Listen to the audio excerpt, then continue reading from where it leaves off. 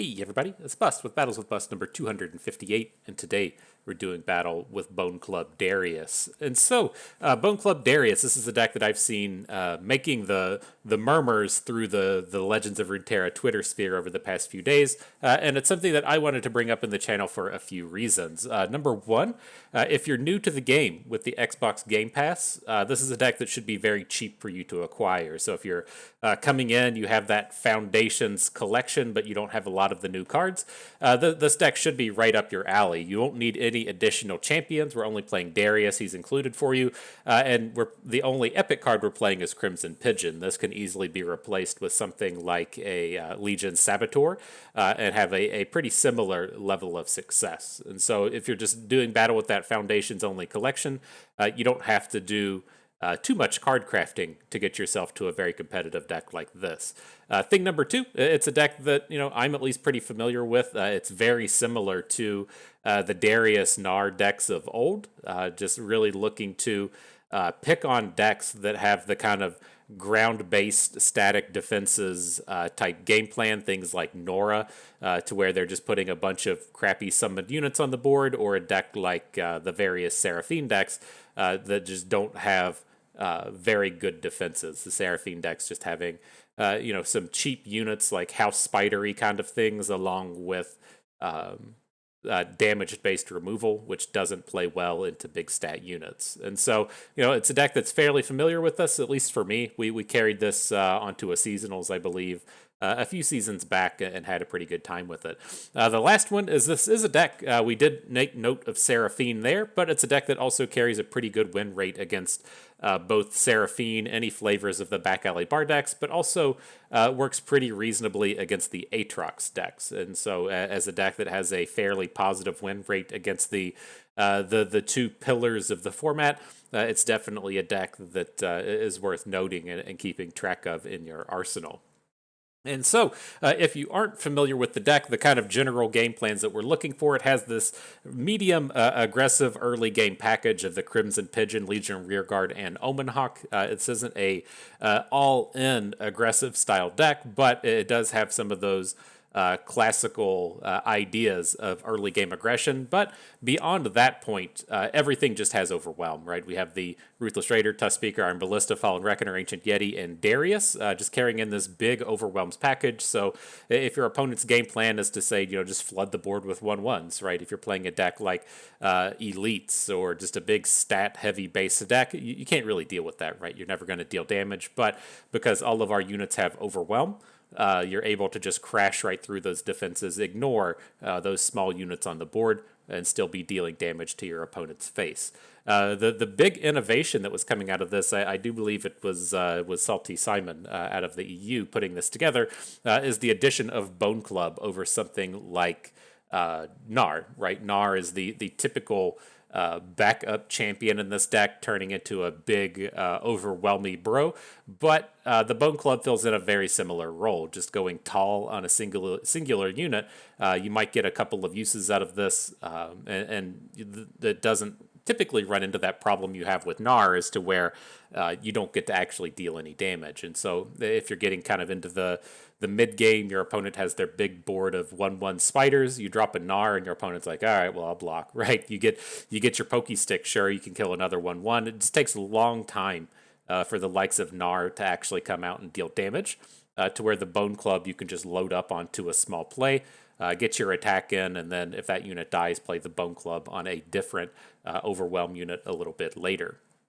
And so that is the big innovation coming to the deck. The other things worth making note of, I do like Decisive Maneuver in this style of deck. If you're not familiar with the plays here, you can still stun out whatever blocks an overwhelm unit. You get to deal your full bit of damage because that stun was in front of an overwhelm. The overwhelm does the extra damage through something that blocked. And so if your opponent comes in and says like blocks with Aatrox, and they're looking to prevent 5 damage of overwhelm and then gain 2, the Decisive Maneuver completely eliminates that ability while still boosting all of your other units. And so a very big, powerful whammy type spell, if you will. I'm really happy to have this in these Overwhelm-centric decks. We're, of course, playing Battle Fury. This is a pretty common one across all of the lists. Just gives you that really big punch on open attack for the final turn of the game.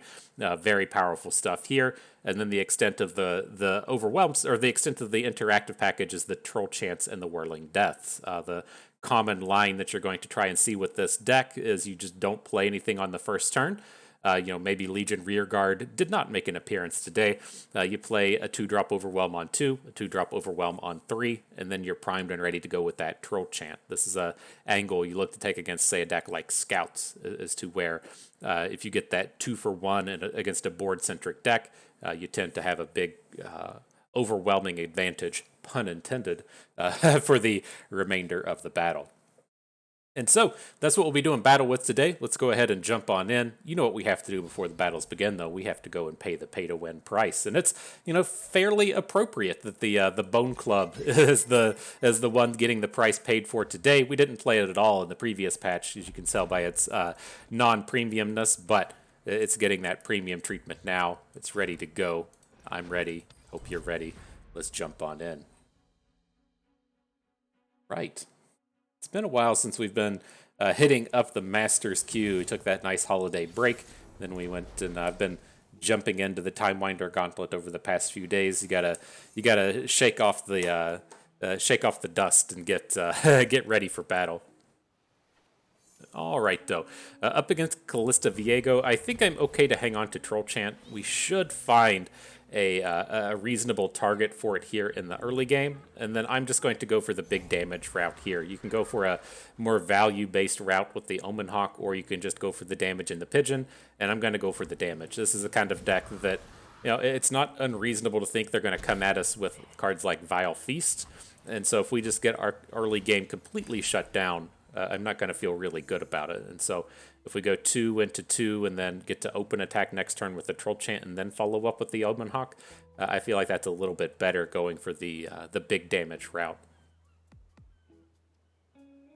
But we'll see. Things may change with the addition of Tusk Speaker. The problem with turn 3 against these Viego decks is they have the Camaverant Soldier. And so if we play the Tusk Speaker and then opponent plays a 3/3 that summons a 1/1, we're gonna fall behind pretty handily in terms of getting damage in. So we're probably going to have to open on our next turn, and that Omen Hawk will fit itself in there. But let's see. Opponent's thinking hard on it. They say, I'm worried about the damages. I'm worried about all the bros coming in. Let me see if I can't get a good Vile Feast. Maybe he's just hungover from the holidays, It's New Year's Day for me. I'm feeling good. I'm feeling fine. I've said I'm kind of hungover on cheese. I ate like 7 different kinds of cheese last night, and it was probably a good pound and a half of cheese. That's what you do when you get old, okay? your priorities change. I'm glad that I got to be functional today. I'm glad I wasn't just sitting around suffering all day. And then the cheese, it was worthwhile. I'll tell you that. But all right, let's go ahead and protect our unit from the Vile Feast. Just to keep the damage going in, and then we can still follow up with old Omen Hawk here. It's going to be a tough place for us to get good value out of a Troll Chant anyways, right? Callista Viego doesn't present a lot of opportunities to where there's going to be 2 units on the board. We protect 1 unit and shrink up another one. I think we just want to have our stats running through.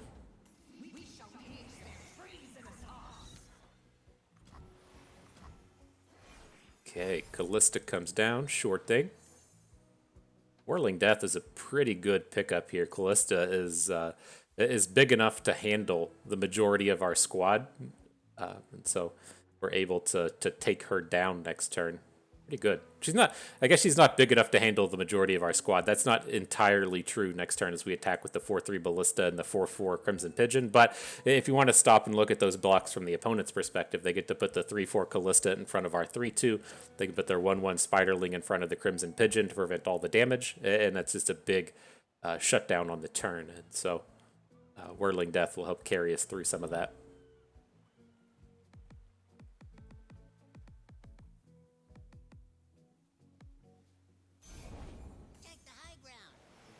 Alright, so I'm just going to go ahead and add the Iron Ballista. Gives us a good block should he want to attack with the Callista. I think we're looking strong now.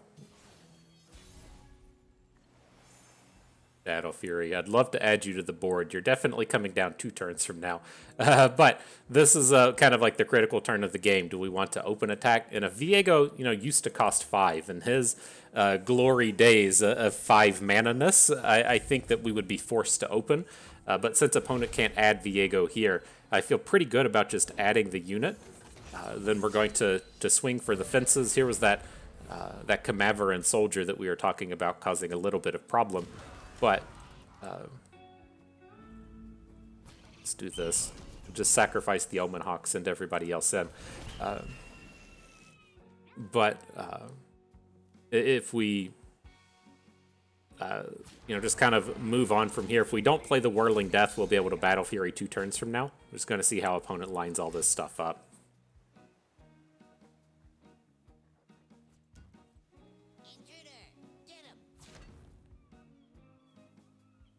Playing something. It's not a Vengeance, right? Vengeance costs 6. I did the mathematics on that one. The box going to take down the fresh 3/2 that we added. Not that big of a deal, but I would like to still get Callista off of the board. She's going to be pretty close to flipping after this combat. You don't have to. Opponent would still just fall to 10, but it's not a spot where I feel super confident against a deck with like Vengeances and maybe Concussive Palms to just be all in on Battle Fury.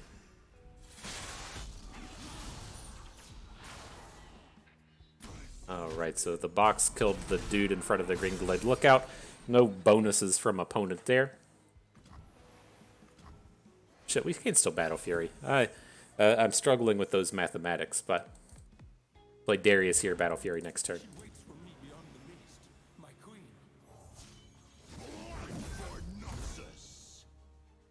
I wonder if he ever attacks with Viego. we can just straight up trade with Darius. Like, I don't think he wants to take that block very frequently, so it'd be kind of interesting for opponent.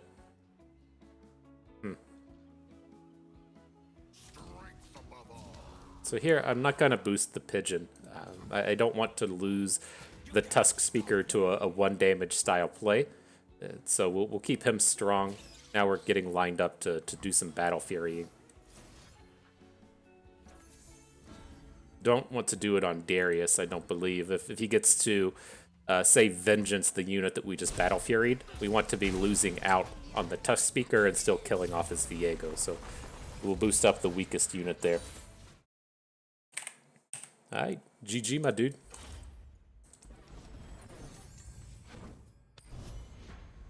Off to the next one. Gotta remember how to do those mathematics, though. It's tough. It's tough to count to 8. It's not really my strong suit. It's not something I pride myself in being able to do. But here, we would like to have this Troll Chant early, but it's more important to actually have units. And so I'm going to send away the Troll Chant, try to mulligan into another 1 or a 2. We've missed. We've whiffed a little bit, but hopefully we pick up something before the next turn. We're really going to want to put on our aggressive shoes against Twisted Fate Swain here if we can. Not trying to be super value heavy with the early plays.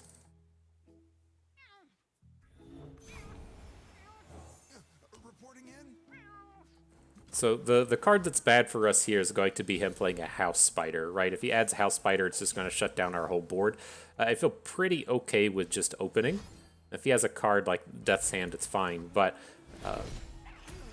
it just gives him too much opportunity to crush. And now we're kind of ready with Troll Chant should additional units turn up. Whoa! Did not expect a Watchful Idol to come down. It's a very aggressive way to level up your Swain.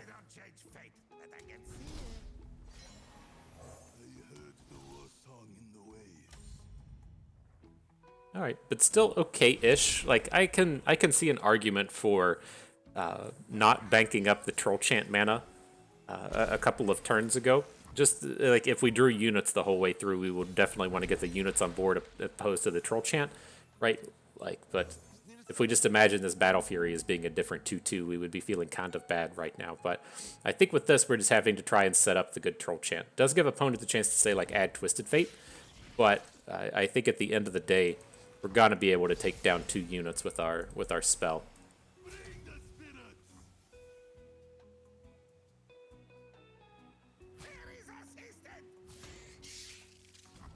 Alright, give an ally 2, give an enemy neg. Much rather just be dealing damage, right? But that's what it is. I guess we can't complain about the 2-for-1 on the troll chant. Seems like opponent probably has a ravenous flock here. He was intending to kill off the pigeon, but now he's considering the possibility of the tusk speaker.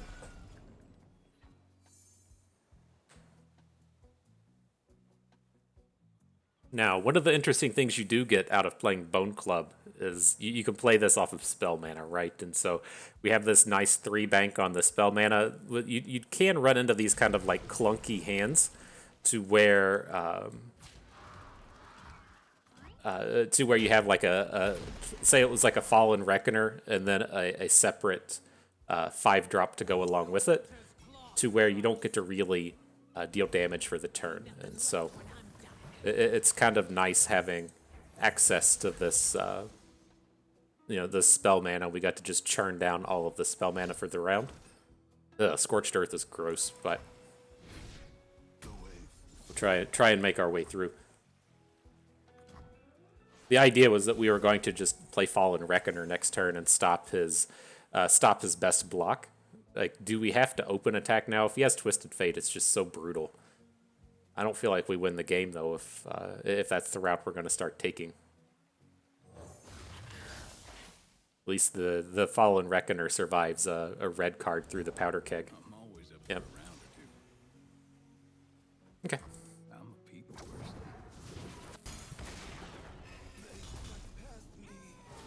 So we got to be all in on this Battle Fury now. I believe in you, Battle Fury. I think you can do it. So we'll try to punch in whatever little bit of damage we can here. Hopefully, we draw some units that we can play next turn. I mean, we can always load up the Omen Hawk with a Bone Club. That's just not particularly ideal. And then we'll find a way in with our Reckoner.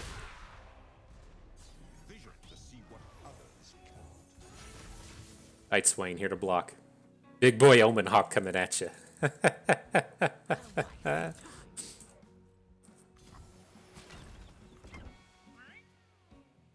Say, I ain't scared, bro. I'm here doing Omen Hawk things. ready to block, doing the good work. Ugh. Okay. That was tough. I feel like we could have played that a touch differently. We didn't have to be so Bone Club centric. That was the critical turn, right? The Bone Club turn. We could have looked to have just played a just played the Reckoner that turn, and then maybe open on the next one, and then we had that 3 mana banked up, so we could have just Battle Furied there. That might have been the way to go about it. It's probably a little bit safer, given that opponent doesn't have great fast speed ways to deal with a Battle Fury unit. We should have just checked to see how close that would have been to dealing damage. Just assume that our just assume that our weakened unit is going to die, and see how much damage we have left over at that point. But it's like if opponent has cards like Scorched Earth instead, or if opponent is counting on Ravenous Flocks instead of something like Scorched Earth that gets the guaranteed kill. Then we're in a much better spot there when we get to actually protect our Ravenous Flock target. So I could see the argument either way. It's probably a little better just to go for the Battle Fury angle. All right, though, up against Ornn Action Sivir. See how it goes. Dropping them blocks on our boy Rearguard. Not a huge fan of that. These Forsaken Bakai's doing some good work. No boost again, though. Very important for this upcoming turn that the Bakai doesn't get boosted as we try and play our Iron Ballista. If he has to come in and put like a shaped stone onto the Bakai to take the Ballista down, fine. But just getting to naturally trade his 1-drop for our 3 is pretty brutal. It's fairly tempting to just drop in an Omen Hawk now. Like, it's just so little damage if we take that route, though.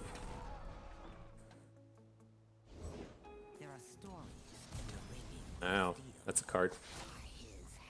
Okay. Still a fairly reasonable turn, as we're going to have to come in and overwhelm through the Artisan. Getting that big chunk of damage in with the rear guard isn't horrible. Sort of dealing the damage here. Not completely, but sort of.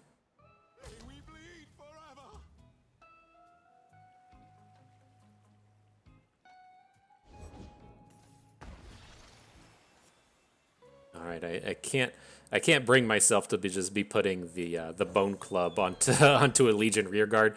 I think we're just gonna have to bank up this 3 mana into a Whirling Death, and then we can still play Ancient Yeti next turn.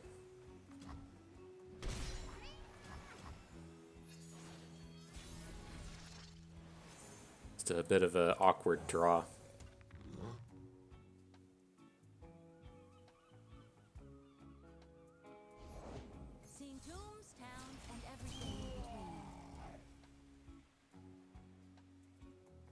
We should have thought about this a little bit more. When we put the Omen Hawk out front and then immediately pull it back, it should be clear that we're up to a shenanigan, but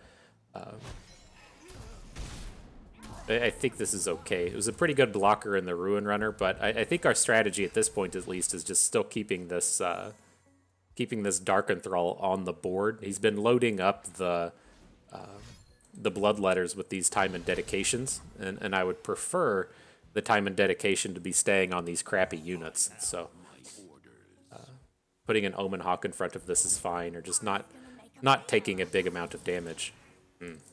Okay. Well, I guess the Whirling Death is coming in.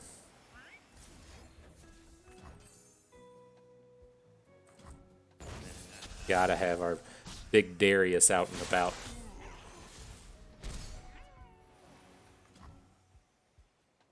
Get the +3/+3 on the Bloodletters. Yeah, these Bone Clubs, not what we're looking for. I mean, it's not terrible here. It does turn the Omen Hawk into a real unit, but drawing 3 copies is pretty bad.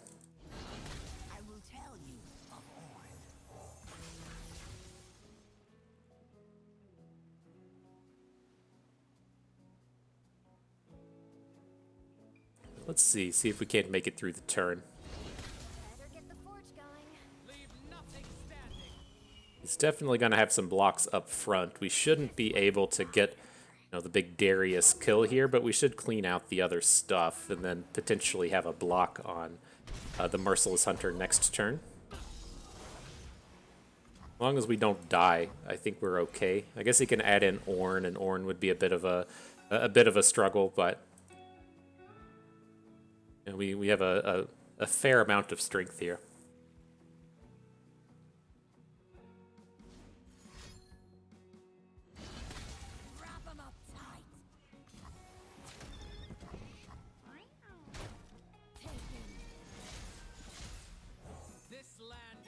Get to give all of our Ruthless Raiders the old Bone Club treatment.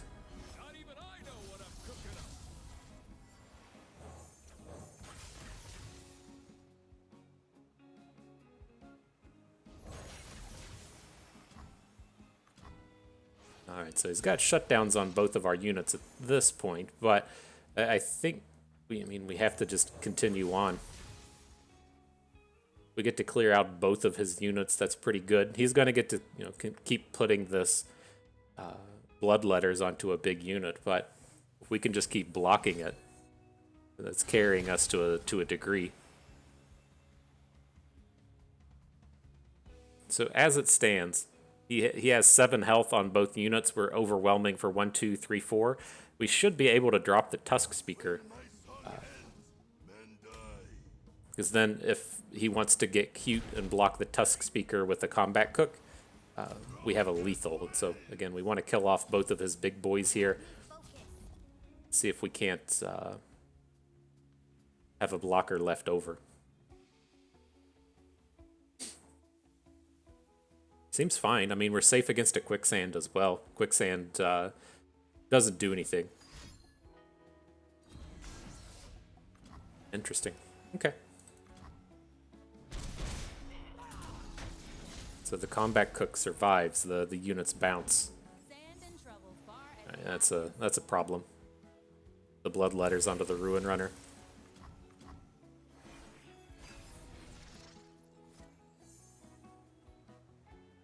Painful way to go, man. We were just like one card short on this one. Which is this. Yep. Oof. Alright. On to the next one. Not sure. That would feels like it came down to that. We might have gotten like a little bit too aggressive early. I like the idea of just keeping the Darkened Bloodletters on a bad unit. I'm curious if on the turn where we attacked into his Ruin Runner, if we shouldn't have just waited and tried to build up a bigger board. It's tough in that your opponent's bad cards do let them continue to just develop board, right? If he's able to get the time and dedication from the Ornn thing turn after turn after turn. We don't have anything in our deck to generate that kind of value, so I'm not a huge fan of just letting the game drag on, but that's tough. Alright, though. Big curve coming out of this one. You got the rear guard into the double pigeon into the Iron Ballista. See how it goes. And everybody's got all the answers to our rear guards today. It's been painful.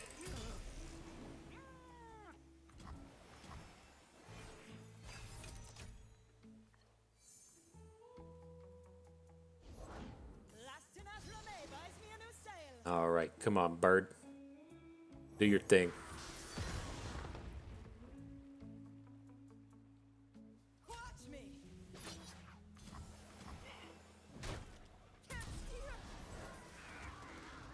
Alright, bird in. We'll add the Iron Ballista as well. This should be a fairly decent matchup. The Sun Disc was the kind of deck that you were actually looking to play against with Darius Nar. They do a lot of that same strategy to where they're just putting bad units on the board and blocking and stalling, and your overwhelms coming through do a pretty good job of kind of canceling that out. Gosh, we got cats. Does anybody want a cat? You want a cat for the new year? give you one of these maybe. All right, something we can play. Ugh. This is the way the new year's starting, huh? This is the way it's gonna be. It's been a pile of awkward today. But continue on we will. Continue on if we must. We'll blast through to the best of our abilities. So we're going to try and set this up for 2 turns from now, right? We need to get a kill 2 turns from now with the decisive maneuvers. Again, this hand just ultra awkward. We I think want to add in the Fallen Reckoner just to spend the mana effectively, but losing out on that previous turn, banking up the 3 mana, and then not being able to make a play this turn, just a real pain in the butt. All right, though. Here comes the squad.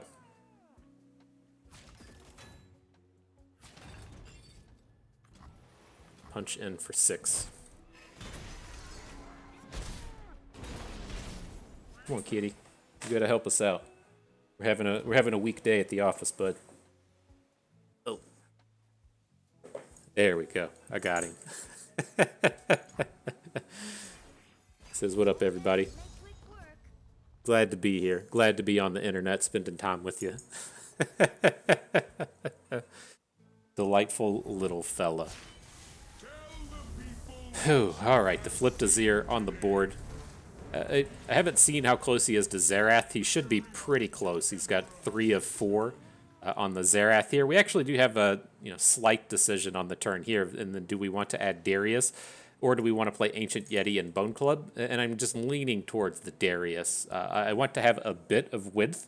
Like, we're going to be fairly short on the next turn of playing around a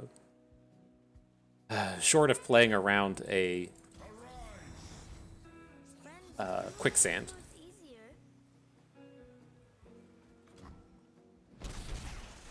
Let's see. I mean, we do have the Risen Reckoner to drop a can't block. We have the 10 mana necessary to do a Risen Reckoner, Ancient Yeti, Bone Club if we want. Or we could look to say Ancient Yeti, Risen Reckoner, and then Decisive Maneuvers, which would be the big one. But the Decisive Maneuvers does get shut down a bit if opponent is going to have a quicksand.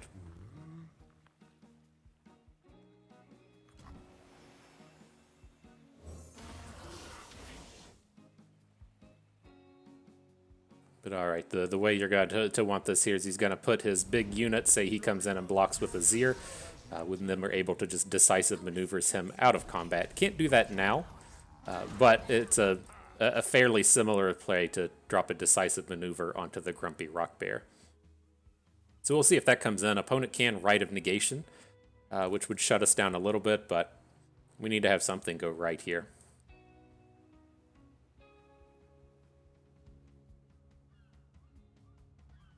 We got this kitty turning up. That's really all we need to have life going right, isn't it? Such a good fellow. Oh, he like preemptively quicksands. I guess it's not that preemptive, but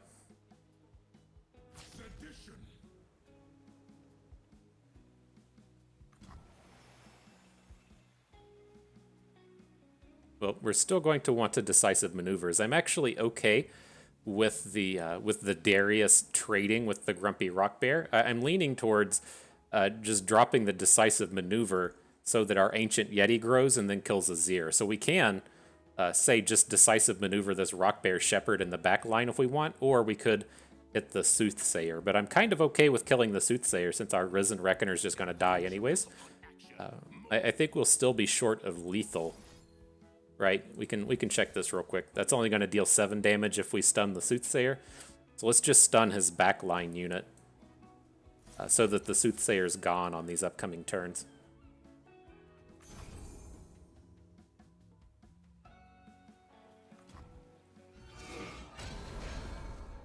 Still come in for 7 damage? That's weird. Those mathematics do not seem right.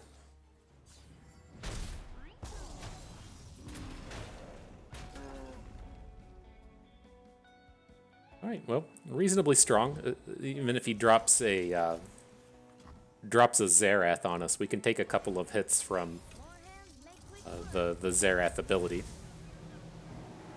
Holy shit! I missed out on the on the Rock Bear Shepherd actually coming in and leveling up the Sun Disk. I think we're okay. I mean, Quicksand is the card to worry about, but I think we're okay. There's Zerath.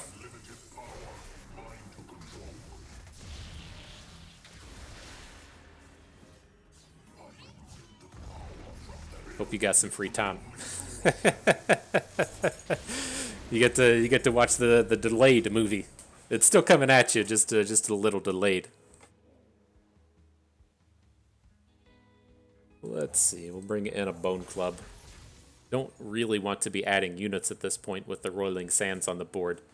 And so we'll just stop here if we can. Look to do the work with the Battle Fury next turn.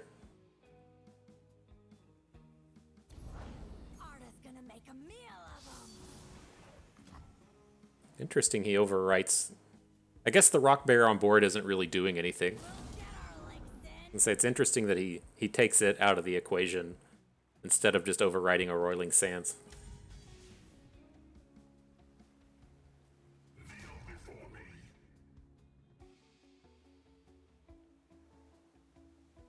Interesting, I tell you.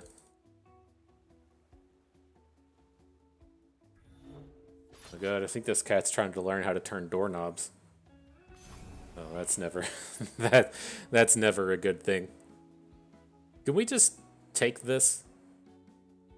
Like, how does this deck deal 1 point of damage, right?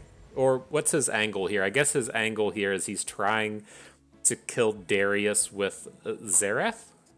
He's going to deal 5 to the weakest enemy, which is the Iron Ballista. I think we can fall to 1 safely. Okay. Like, I'm not familiar enough with the Emperor's deck to see if there's going to be a big punish out of that.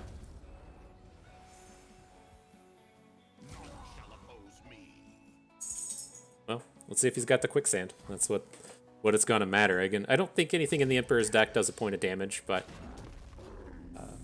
Quicksand would, of course, be problematic. I guess a reason to not fall to 1 on the previous turn is we can't add our Tusk Speaker to the board. Just kill us. There we go. We got it. GG.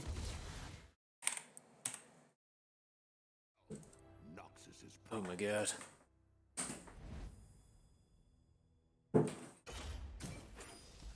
Yeah, that was a classic reasoning of playing Darius Nar, was up against the Sundisk deck. You could see a lot of the same stuff in that one. It was in the era before the Grumpy Rock Bear Maker thing was running around, but if your opponent was just filling up the board with like rock hoppers and such, then you just attacked through it and didn't care that much.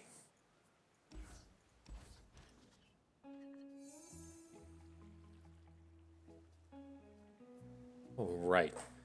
What do y'all think? Is opponent going to have the 1-drop here again?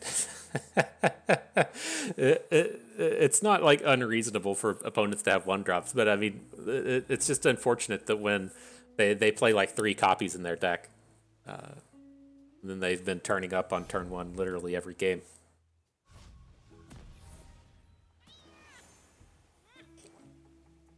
All right, but here it goes.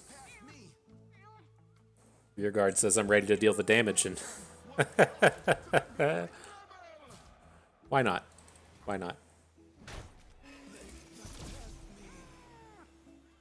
So there is a bit of an argument to not attack there, but as we start to add in our higher quality units, I don't want them to be getting traded away in that spot. So I think it's okay.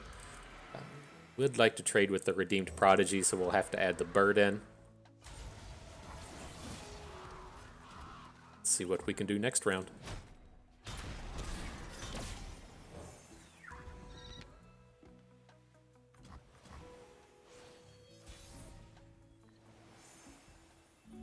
Alright, Iron Ballista. Show them what you can do. We need to stop with this one. Our hand doesn't do anything at this point, and we have to be, kind of careful when we have these double whirling deaths in hand. If opponent drops a Gwen next turn, then she's going to be a real pain in the ass. And so I think that we have to just leave the Ballista back ready to pull off a Whirling Death. And we can try to improve from here. I mean, life is not going well in these games, and so opponent has just had it all at every turn here. But this is what it is. Got to do something. Take our shutdown where we can. Bone Club onto the Omen Hawk next turn does give us a bigger unit to try and stop some of this stuff with, but for a matchup that's not that great to begin with, and then opponent to have a perfect curve, it's a little tough for us to overcome. Aito. Our boy Legion Rearguard says he can overcome anything. He'd say, I ain't scared, bro. I'm not worried. I'm not worried.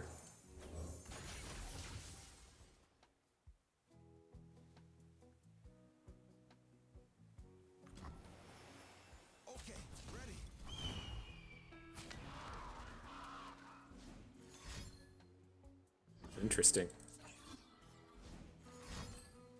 Mark of the Isles. Was not expecting that one. Alrighty, I guess. I mean, there's a 0% chance I'm playing around Mark of the Isles. Literally nobody plays it except for sure us here, and so kind of is what it is. It would have been nice to have the unit around so that we can try and play to whirling deaths, but this is such a oddity to have to try and mess with. This attack is backwards. This won't be a fair fight. Alright, are we just dead? I guess the attack's not backwards if we're just dead. Not so fast. Alright. This will take us to 1, but there's no way we're recovering out of that. Well, the Mark of the Isles was good there. we really needed the whirling death on that round, but we got boomed. Well played.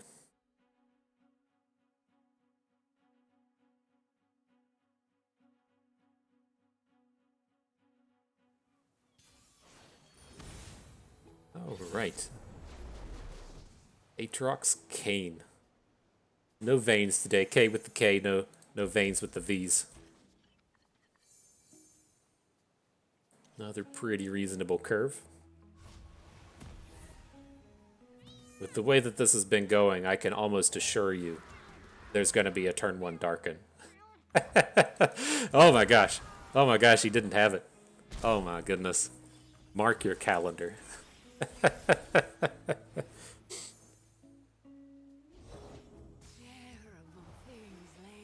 So I'm going to try and play around this Keeper of the Box. We'll see if he has the equipment for next turn to make it grow a little bit. But as it stands, I don't want to just be dropping a Tusk Speaker in and having it immediately trade with the Keeper. And so we can add a...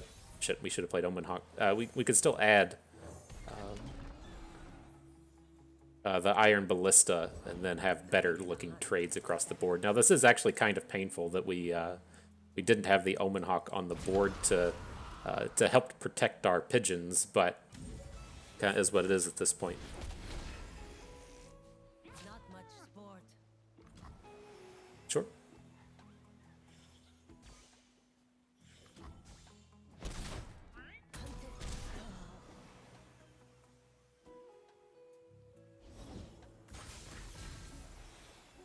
The Darken Harp comes in. That's going to be a tough one to deal with. I'm not certain how well we're going to be able to stop all of this lifesteal. I don't want to play the decisive maneuvers this turn. I'm going to try and deal with it next turn.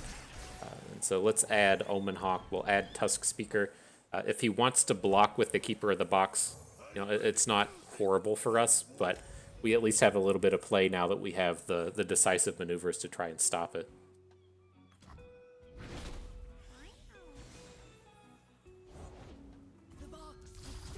Boy.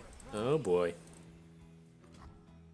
That was enough to draw the cane. That was his third.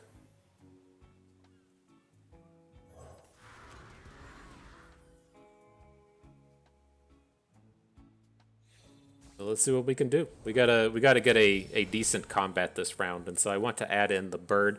We're gonna look to decisive maneuver this turn, and then maybe get out of one of these combats next turn with the Battle Fury.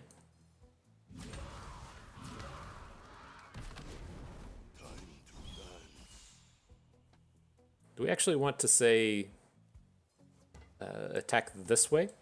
Right? He wants to be blocking our overwhelms, and at least if we're making 4/4 birds, they survive this stuff to where our overwhelms are just going to be dying anyways. I think that's the way to go about it. We may find a good decisive maneuver still.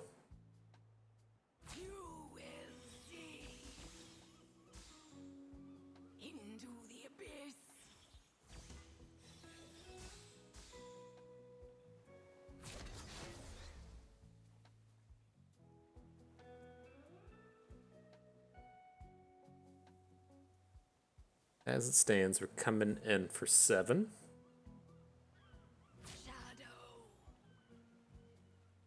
So where would that get us, right? As he's moving these things around. If he, says he blocks a 4/4 with the Forsaken Bakai, he's playing around our overwhelms. I think that just has to be okay. I would like to get this other Keeper of the Box off of the board, but, I mean, maybe we do look to just hit this Forsaken Bakai, but then we can battle. Can we still Battle Fury next turn? 2, 3, 4, 5, 6. We're 1 mana short. And we know he has the Cane in hand. Alright, maybe I'm just thinking it's like maybe on next turn, if we say draw a cheap unit, we can get it on board. We can look to stun the Keeper of the Box out of combat, and then have the growth from the decisive maneuvers kill whatever Cane hooks, or if he goes with Aatrox instead, whatever Aatrox tries to get himself in front of. This is fine. I'll go ahead and add the bird. If he wants to hook in the bird, that's okay.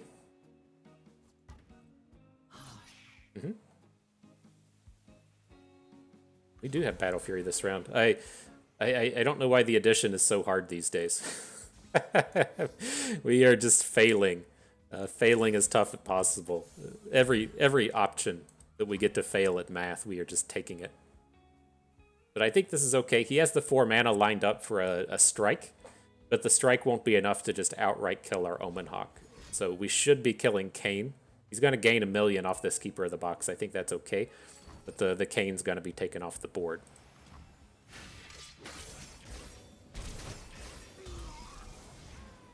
Okay, now we can look to hit for 20 this turn.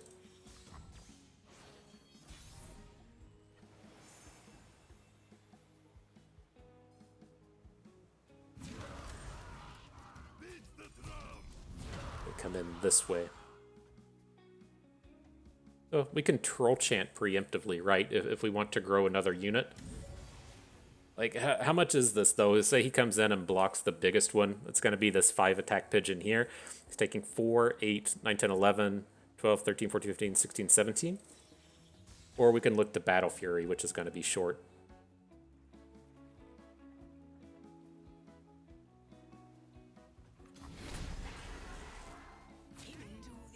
We really just kill off the 1 health unit? Oh my gosh, I am losing it today. I thought we put the 2 health pigeon to the right. Apparently we didn't. That was the whole idea with the support, was we're going to deal the 1 damage to the 2 health bird. Man, I am just straight losing it today.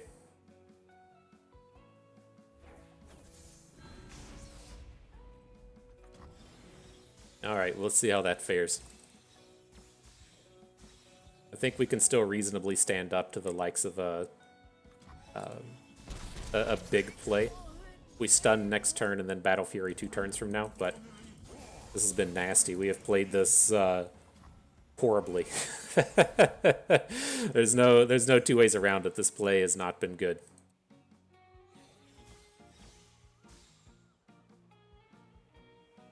And do we ever get out of this one with a Battle Fury? How sick would that be? We get Battle Fury, the Crimson Pigeon in front of Aatrox. It doesn't have Overwhelm as the downside there. We have to do like Battle Fury and Troll Chant, and I think we need to just boost an Overwhelm unit. I mean, he's already played the 1.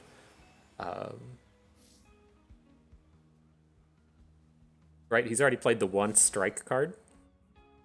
It should be fairly hard to have another one, although if he has a second Aatrox, that would give him a strike. But that strike's not good enough, right? That leaves him in the same spot he's already in.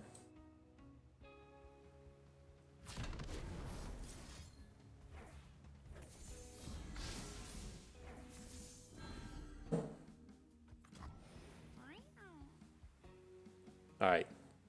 You can have your Aatroxes. I'll take my 12-7 Iron Ballistas. we'll call it a day on Build Your Own Champion Day here. Ooh. All right.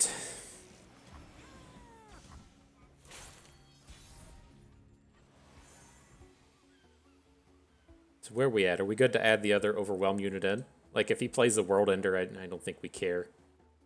All right, let's get the Ballista down. It just represents so much damage with this decisive maneuver, especially if he just wants to add another big unit to the board, which would have to probably just be like a Cane. But I think it's still good. Like, we realistically, as much as we've been throwing this game around, we have to win the game this turn. We can't go into another turn with him having the World Ender and a bunch of equipment and his big cards on board. We have to win right now.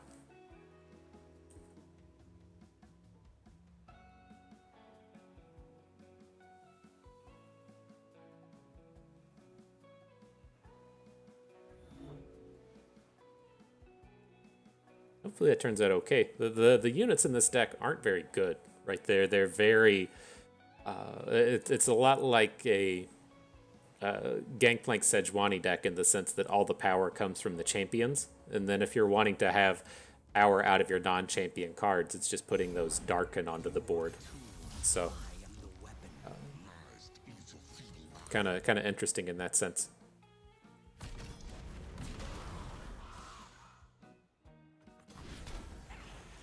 All right, well, here's the attack. Let's see if we can't get a nice takedown. 11 coming in currently. We want to stun out this Aatrox. He's getting the heal right now. So if we get him out of combat, that's an extra... You know, we got the 5 damage from the Overwhelm, 6 because it's going to have the bonus from Decisive Maneuvers, and then the 2 from the Strike coming out. Oh boy, he's going to have another Strike card, isn't he?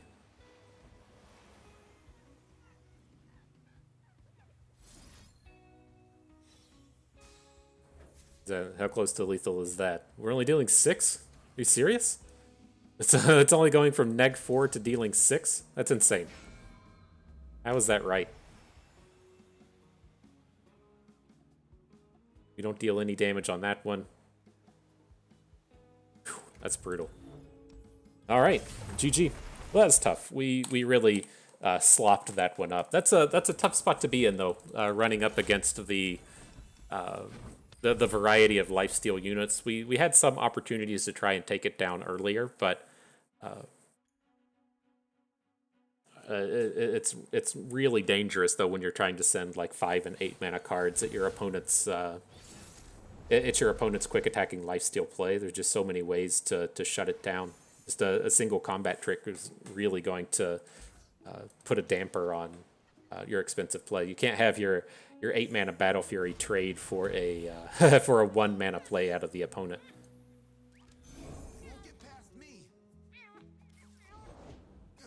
All right, rear guards commence. No block from opponent sounds good. We'll see if how this troll chant comes into action. It should be, you know, pretty relevant in these early game combats.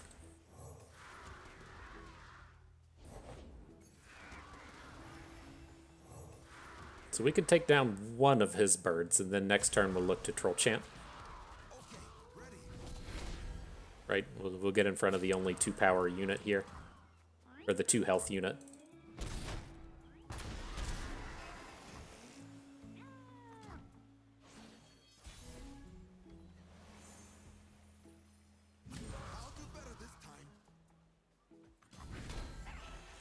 Forgot, his rear guard's not going to be able to block. We can still look to get a 2-for-1 on an upcoming turn, but maybe it's just for the better that way, to have...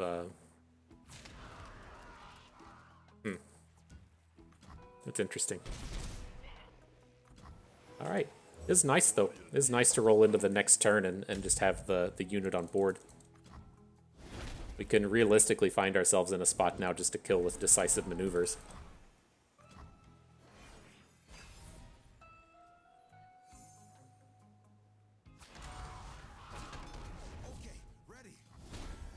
Alright, so the powerful play coming out of him is going to be... Well, you have to worry about 2 things, right? We're going to Troll Chant. That's like a given for the turn. But I don't think we're going to be able to Whirling Death. We should, like, you know, get kind of like advanced knowledge on how he's going to handle this, right? If he's going to play his own Whirling Death or his own Troll Chant on the turn, we should be the ones to get to respond now. I just don't want to be opening with both cards, right? If we play the Troll Chant here and play the Whirling Death to try and get something out of the turn, then that leaves us just kind of vulnerable to having his response take us down. But losing only the single unit here to the Whirling Death is fine. We still get to follow up with our Iron Ballista, and then we still take his unit down in combat. So, very powerful stuff there. The Decisive Maneuver, depending on how he blocks, would be able to take the game here. If he puts his 4/4 in front of our Iron Ballista, and we get to punch in that way.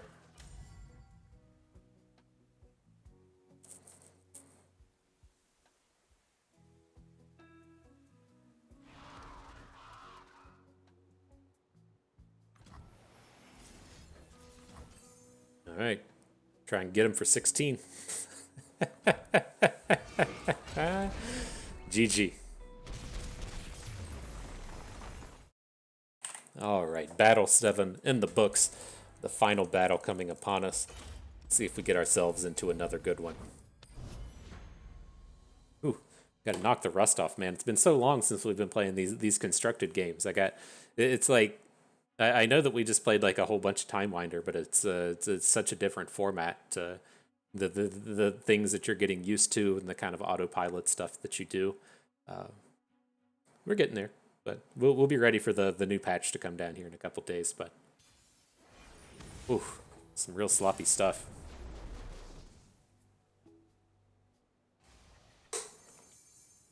Man, you know what I hope? I'll tell you. I hope you're waiting on some knowledge from old FTP Bust. It's I hope whenever the rotation comes down, whenever that is, that they just like take Soraka and Tom Kench and just throw them in the fucking dumpster fire. Just get rid of that nonsense. Nobody in the world wants these cards to exist, and having them go away would just be a real highlight to my 2023. Playing against these decks is abysmal. Now it's not like as abysmal as playing against Seraphine, but it's certainly not. I don't know. I don't think anyone like realistically has fun playing. Has fun playing Soraka.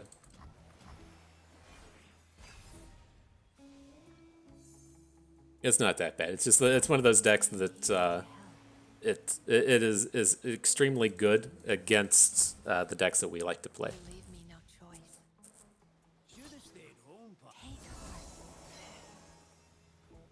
Alright, so we had the Iron Ballista backed up, but we can't get a block in on Soraka. Or I'm sorry, we had the Whirling Death kind of lined up here, but no good places to drop it.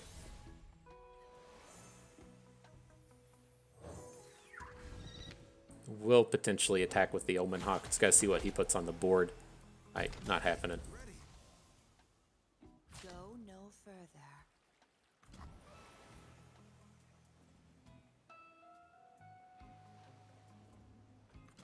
Alright, we have the Whirling Death, but this is just too commonly like a Astral Protection, whatever that stupid card is called.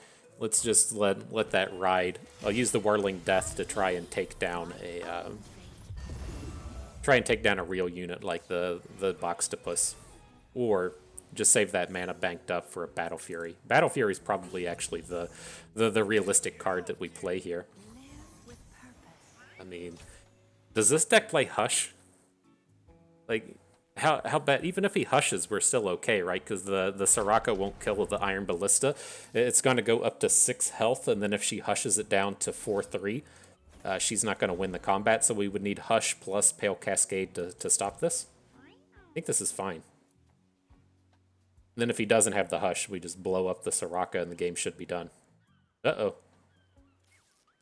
Throw a little Heartbreaker in there.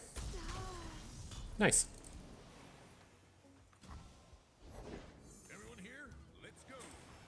So, oh no, we don't have the mana banked up. I was like, all right, so the fresh question is, do we just attack with the Ballista and then drop a second Battle Fury onto it? But we don't, we don't quite have the mana to pull all of that off. So let's just drop our Darius. This feels like a turn where we may realistically just not want to attack. Like, attacking into this board when they have 9 mana up feels like a recipe for disaster. And so if he just passes it back to us, I'm going to send it back. We'll try to develop the board a little bit more and then kill him with an open next turn.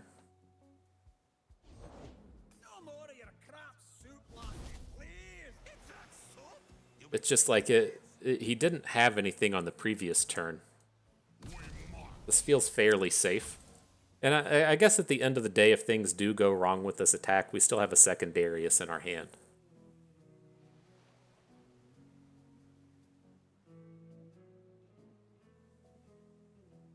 But this definitely doesn't feel good, and I still kind of suspect the play here is pass, right? Because his hand, like his board sucks, right? He's not particularly close to getting a kill with the Star Spring. We can deal with that heal happening for a little bit.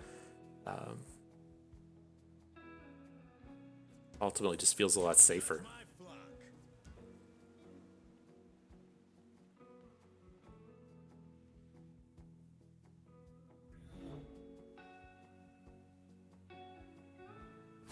Another obstacle. Big damage coming through. There has to be an astral protection or something here. You have to have some kind of heal to get through. I don't suspect we're going to get the kills, but I mean, I guess there's the heal. I was going to say, I guess though that you do have a cap on your health, right? You can't just Pale Cascade a bunch of times and get the heals in there. So, all right. I think we're good.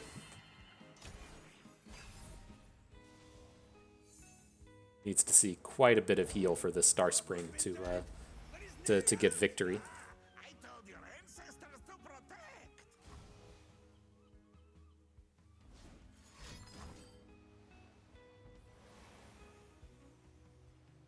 Heavy metal onto the ballista. That's not what I was expecting. It's like, we could have gotten through that with Bone Club, but not what I thought was going to be coming down.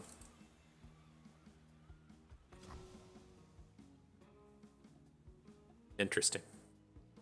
Are we going to lose this one now? Like, I don't want to Bone Club the bird. We I guess could, just in the sense that we need to spend some mana, but it just does not seem like the way to go. Now he's tapped out of mana. We don't have to worry about the hooks anymore. We ever just decimate?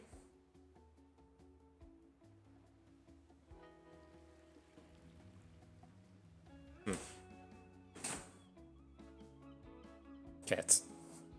Gotta pause for the cats. But that's tough. I think I do like the decimate. It's just like we need to spend so much mana next turn, like between Battle Fury. Probably just going to be playing Decisive Maneuver next turn, but like we're really kind of just limited to playing the one card.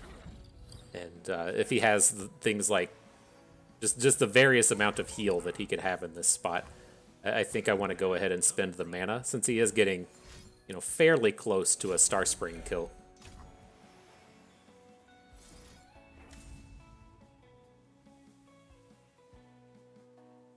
Is this the way to go? Oh, we only have 9 mana. I was gonna say it seems a little better to Battle Fury Whirling Death, since that's going to be dealing the kind of most damage through here, but we don't have the mana for that.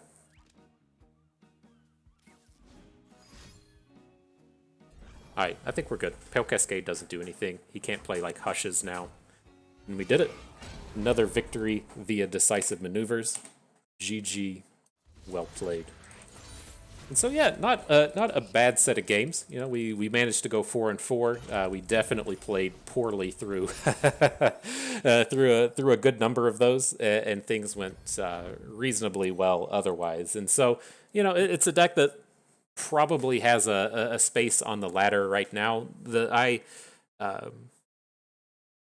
have kind of like two things when it comes to playing decks that are supposed to be good against Aatrox Vayne, right? In the sense that I think Aatrox Vayne is currently like 11% of the meta, and then I think Aatrox Kane, the one deck that we played against today, is like 6 or 7. And so if you just want to say that Aatrox decks are 20% of the meta, and then Seraphine decks are 20% of the meta, you still have to deal with that 60% of other shit, right? They really need to be just a larger percent. Like they need to be like 60% of the meta to just play these kind of like targeted decks. And so if the targeted decks either needed that big share of the meta, which doesn't exist, or what point two is, the decks have to be pretty reasonable against the remainder of the field. And I think this deck certainly falls into that space as being reasonable against the remainder of the field. The looking at the bad matchups list over here to the right, it tends to just be a bunch of stuff like pirates and really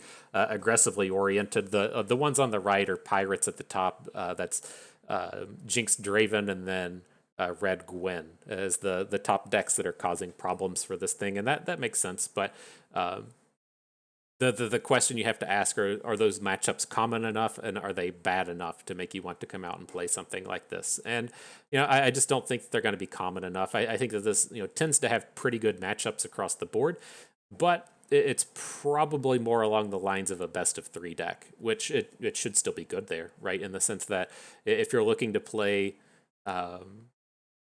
the way that these decks should be coming together right now, like I haven't been playing any best of three right now, but if you're wanting to say play the big overwhelms lineup to where you play Talia Ziggs and then you play Sejuani Gangplank and you need that third deck, then this is where Darius falls in. This is the kind of space that we found Darius Nar to live in back when we were playing him in that seasonals, was that you wanted to bring the similar kind of overwhelms deck, but it was definitely the weakest one of the bunch. And so I think that that's probably where this deck has started to creep up as kind of a best of three behemoth more so than a ladder deck. But, if you're coming in off of the Game Pass and you need a good collection of cards to put together, this can certainly do it. If you're wanting to compare this to Gangplank Sejuani, which is all Rising Tides cards, or compare it to Talia Ziggs, which are all from the Empires of the Ascended forward, this deck certainly falls in. Then you're like, hey, I can afford this on the cheap, and Bust says it's competitive, and he's always right, and so this could be a good deck for me. And so from that angle, from that sense, this deck is quite good as well. And so I think the last couple things to talk about the deck before we go, I did like the idea of Bone Club. I think 3 copies feels like it's probably too much, but it's definitely better than Gnar. I never wanted Gnar at any point today. I like this idea of being able to play this big card off of spell mana, right? We saw in some of those games to where you do start to say like, oh shit, I have this hand to where I've got a Fallen Reckoner, an Ancient Yeti, a Darius, and then a Bone Club. The Bone Club does open you up to those turns to where you can play 2 cards in the same turn. That tends to be this deck's downfall, is when you have 3 mana banked up, and then you say have to play a 5-drop on turn 6, and then you have to play a Darius on turn 7, and you're just like bleeding out mana because you can never play 2 cards. And the Bone Club does that in that opportunity to get the 2 cards down on the same turn. And so I can definitely see the Bone Club, but probably not as a 3 of. And then I am a big fan of decisive maneuvers in these decks. You could see in 2 games it delivered the kill for us, right? Giving that big boost of width, the +2 attack, and taking the blocker out from in front of your thing. But then you also have those turns to where you don't want to be playing it defensively, but you can, and it could still be useful. And so I feel like in that Aatrox Kane game, had we played our decisive maneuvers a little bit better, we probably would have gotten victory in that one. It's just nice having the kind of versatility that comes out of it, along with those big kind of game-ending turns. And so I think if I was to bring this again, I would probably cut 1 copy of Bone Club, 1 copy of Fallen Reckoner, and then look to just get some other kind of cheap early stuff. And in the past, the way the Darius Gnar decks were typically built were the filler early game play I usually lean towards is the stance swap guy. That generated stance swap does a lot of similar things that you see out of the Bone Club, and that it's gives you a way to just spend that spell mana. The versatility out of it is quite nice with the 1 damage AoE, or if you have to use it to say give a Crimson Pigeon Overwhelm or something. There's a lot of good usage that you get out of it. And then if you're just trying to play out to that curve of playing a 2-drop into a 2-drop into a Troll Chant, it fits in there nicely as a kind of backup 2-drop. And so that's where I kind of lean. He does have a bit of usefulness as well as being able to soak up a Crimson Pigeon support. and so it can kind of fit in that way. But I can see arguments for lots of things. If you want like Elixir of Wrath for more punch, if you want Brothers Bond for the width strength, if you want to go towards the dude, that's fine. If you want to put in more 1-drops, that's fine. There's lots of different angles you could take with those remaining spots, but it feels like with our particular list here, this particular version, we're just a little bit too top heavy on the curve. And so, good stuff though. I had fun. I hope you had fun too, because that is going to do it for us today. And so I hope everyone enjoyed the video. Hope you maybe learned a thing or two along the way and had a good time watching. And so this is Bustin' Me. Thank you for being here.